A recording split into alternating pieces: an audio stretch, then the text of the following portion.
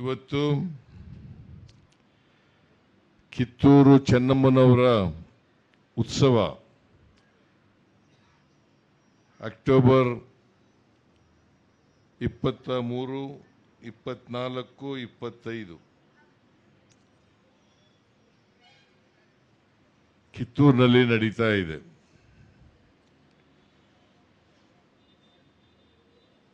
ಅದರ ಅಂಗವಾಗಿ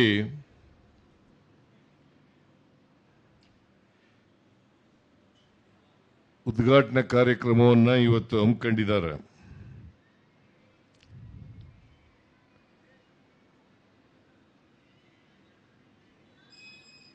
ಕಿತ್ತೂರು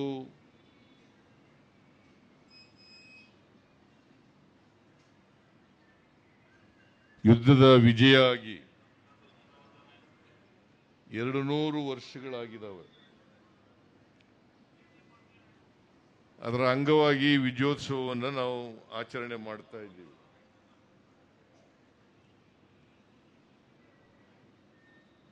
ಇವತ್ತು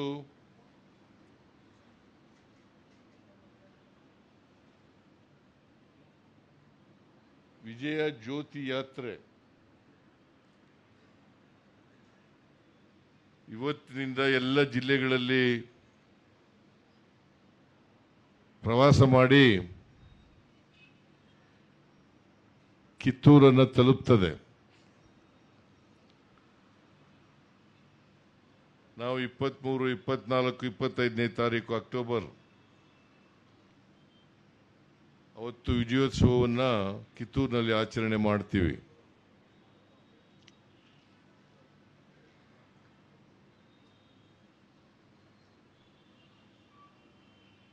ಕಿತ್ತೂರು ರಾಣಿ ಚೆನ್ನಮ್ಮನವರು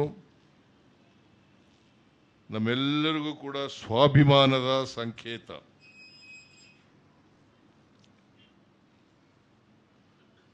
ಅವರು ಬ್ರಿಟಿಷ್ನವರು ವಿಧಿಸಿದಂಥ ತೆರಿಗೆಯನ್ನು ವಿರೋಧ ಮಾಡಿ ದತ್ತು ಮಕ್ಕಳಿಗೆ ಹಕ್ಕಿಲ್ಲ ಅಂತಕ್ಕಂಥದ್ದನ್ನು ವಿರೋಧ ಮಾಡಿ ಬ್ರಿಟಿಷ್ನವರಿಗೆ ತೆರಿಗೆ ಕೊಡಲ್ಲ ಅಂತೇಳಿ ನೇರವಾಗಿ ಬ್ರಿಟಿಷರಿಗೆ ಹೇಳಿದಂಥ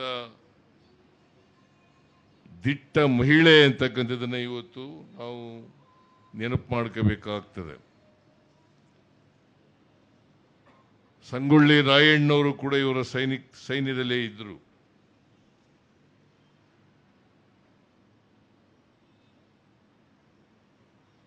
ಮೊದಲನೇ ಯುದ್ಧದಲ್ಲಿ ಕಿತ್ತೂರು ರಾಣಿಯವರಿಗೆ ಜಯ ಆಗ್ತದೆ.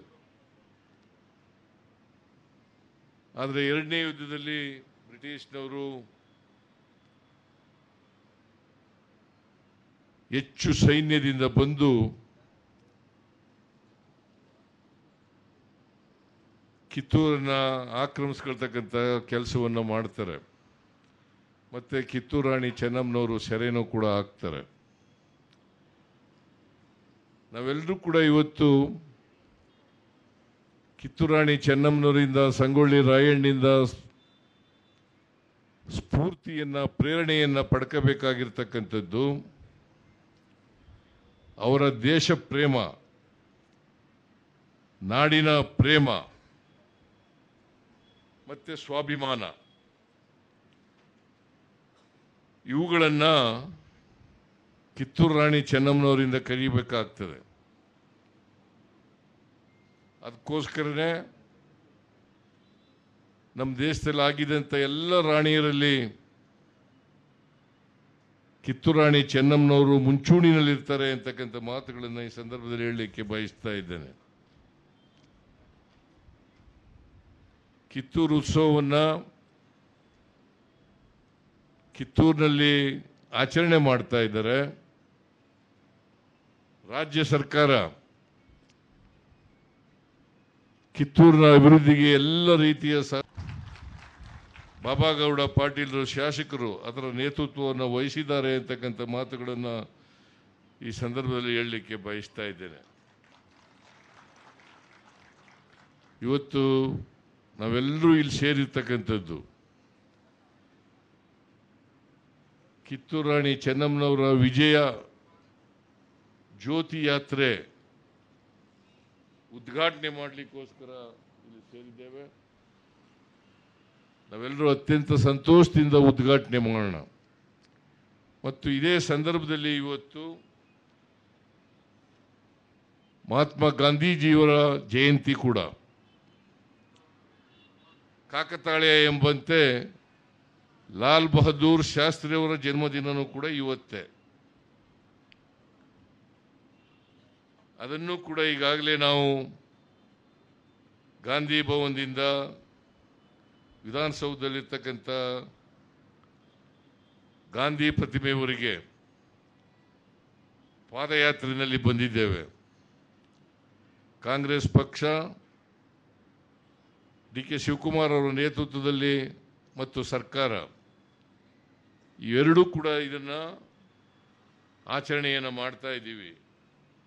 ಬೆಳಗಾವಿನಲ್ಲಿ ಕಾಂಗ್ರೆಸ್ ಅಧಿವೇಶನ ನಡೀತು 1924ನೇ ಇಸ್ವಿನಲ್ಲಿ.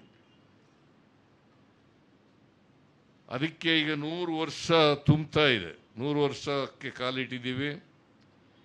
ಅದರಿಂದ 1924ರಿಂದ ಡಿಸೆಂಬರ್ 24ರಿಂದ ಇಡೀ ವರ್ಷ ಆ ಶತಮಾನೋತ್ಸವ ದಿನವನ್ನು ಆಚರಣೆ ಮಾಡ್ತಕ್ಕಂಥದ್ದನ್ನು ಕೂಡ ಮಾಡ್ತಾ ಇದ್ದೀವಿ. ಸೊ ಅದು ಬೆಳಗಾವಿನಲ್ಲಿ ಪ್ರಾರಂಭ ಆಗ್ತದೆ.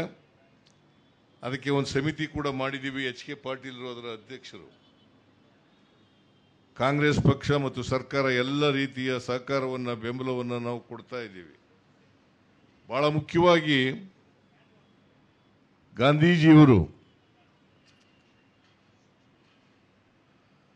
ಈ ದೇಶಕ್ಕೆ ಸ್ವಾತಂತ್ರ್ಯ ತಂದುಕೊಡ್ಲಿಕ್ಕೆ ಅವರು ಅದರ ನೇತೃತ್ವವನ್ನು ವಹಿಸಿ ಶಾಂತಿಯುತವಾಗಿ ಸತ್ಯಾಗ್ರಹದಿಂದ ಬ್ರಿಟಿಷ್ನವರನ್ನು ಈ ದೇಶದಿಂದ ತೊಲಗಿಸಿ ನಮ್ಮ ದೇಶಕ್ಕೆ ಸ್ವಾತಂತ್ರ್ಯವನ್ನು ತಂದುಕೊಟ್ಟಿರ್ತಕ್ಕಂಥ ಮುಂಚೂಣಿ ಅದರ ನಾಯಕತ್ವವನ್ನು ವಹಿಸಿದ್ದವರು ಮಹಾತ್ಮ ಗಾಂಧೀಜಿಯವರು. 1920ನೇ ಇಸ್ವಿನಲ್ಲಿ ಪ್ರಾರಂಭ ಆಗುತ್ತೆ.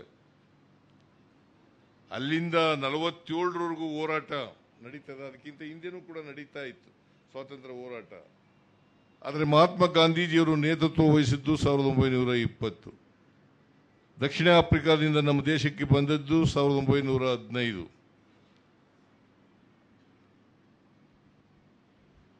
ಅವರು ಬಂದ ಮೇಲೆ ಈ ದೇಶದಲ್ಲಿ ಅವರು ಬಂದೂಕು ಹಿಡ್ಕೊಂಡು ಲಾಠಿ ಹಿಡ್ಕೊಂಡು ಸಂಘರ್ಷ ಮಾಡಿ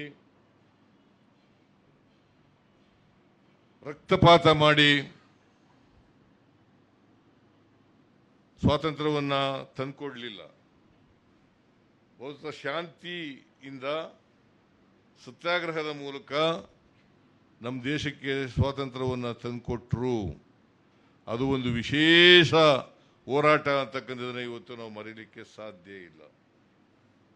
ಅಂತ ಮಹಾತ್ಮ ಗಾಂಧೀಜಿಯವರಿಗೆ ಮಹಾತ್ಮ ಅಂತಲೂ ಕರಿತೀವಿ, ರಾಷ್ಟ್ರಪಿತ ಅಂತಲೂ ಕರಿತೀವಿ. ಸೊ ಮಹಾತ್ಮ ಗಾಂಧೀಜಿಯವರ ಜನ್ಮದಿನವನ್ನು ಇವತ್ತು ನಾವೆಲ್ಲರೂ ಕೂಡ ಆಚರಣೆ ಮಾಡಿ ಮಹಾತ್ಮ ಗಾಂಧೀಜಿಯವರಿಗೆ ನಮನವನ್ನು ಸಲ್ಲಿಸ್ತಕ್ಕಂಥ ಕೆಲಸವನ್ನು ಮಾಡ್ತಾ ಇದ್ದೇವೆ. ಹಾಗೇನೆ ಲಾಲ್ ಬಹದ್ದೂರ್ ಶಾಸ್ತ್ರಿಯವರು ಈ ದೇಶದ ಪ್ರಧಾನಮಂತ್ರಿಯಾಗಿದ್ದವರು, ಸ್ವಾತಂತ್ರ್ಯ ಹೋರಾಟಗಾರರು. ಅವರ ಜನ್ಮದಿನನೂ ಕೂಡ ಇವತ್ತೇ ಬಂದಿದೆ. ಅವ್ರಿಗೂ ಕೂಡ ನಮನವನ್ನು ಮಾಡಿ ಅವರಿಂದ ಮಹಾತ್ಮ ಗಾಂಧೀಜಿಯವರಿಂದ ಅವರ ತತ್ವ ಆದರ್ಶಗಳನ್ನು ನಾವು ಜೀವನದಲ್ಲಿ ಅಳವಡಿಸಿಕೊಳ್ಳತಕ್ಕಂಥ ಪ್ರಯತ್ನವನ್ನು ಮಾಡೋದ್ರ ಮೂಲಕ ಲಾಲ್ ಬಹದ್ದೂರ್ ಶಾಸ್ತ್ರಿಯವರ ಧ್ಯೇಯಗಳನ್ನು ಅಳವಡಿಸಿಕೊಳ್ಳೋದ್ರ ಮೂಲಕ ಅವರಿಬ್ಬರು ಮಹಾನ್ ನಾಯಕರಿಗೆ ನಮನಗಳನ್ನು ಸಲ್ಲಿಸಿ ಅವರನ್ನು ಸ್ಮರಿಸ್ಕೊಂಡು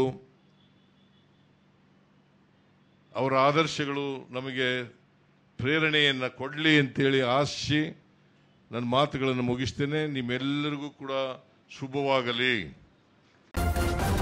ನ್ಯೂಸ್ ಫಸ್ಟ್ ನಿರ್ಭೀತಿಯಿಂದ ನಿಮ್ಮ ಪರವಾಗಿ.